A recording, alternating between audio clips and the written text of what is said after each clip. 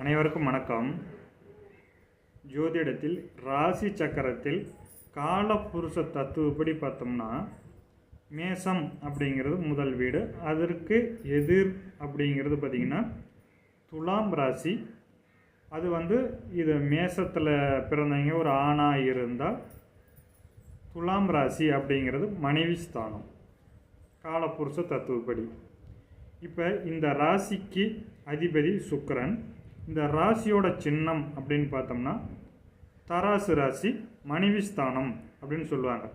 அப்போ இந்த தராசு ராசி, தராசுக்கும் இந்த மனைவி ஸ்தானத்துக்கும் மிகப்பெரிய ஒரு ஒற்றுமை.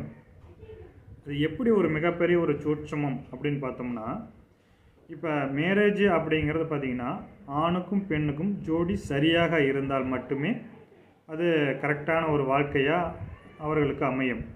அதற்காகவே இந்த மனைவி ஸ்தானத்தில் தராசு, அதாவது நம்ம தராசு பிடிச்சி அளக்கும் போது பார்த்திங்கன்னா இரண்டு பக்கமும் சரியாக இருக்க வேண்டும் அல்லவா. இந்தாண்ட ஆணும் சரியாக இருக்க வேண்டும், அதற்கு தகுந்த மாதிரி பெண்ணும் ஜோடி சரியாக இருக்க வேண்டும் என்பதற்காகவே அது தராசு அப்படின்னு வச்சுக்கிட்டாங்களா? கிடையாது. அது இயற்கையின் படைப்பிலேயே அது தராசு. ஆணும் பெண்ணும் சரியாக இருக்க வேண்டும், ஜோடியும் சரியாக இருக்க வேண்டும்.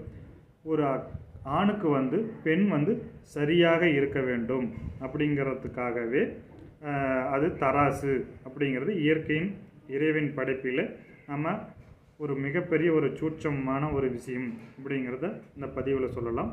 நன்றி, வணக்கம். நம்ம இன்னொரு பதிவில் பார்ப்போம்.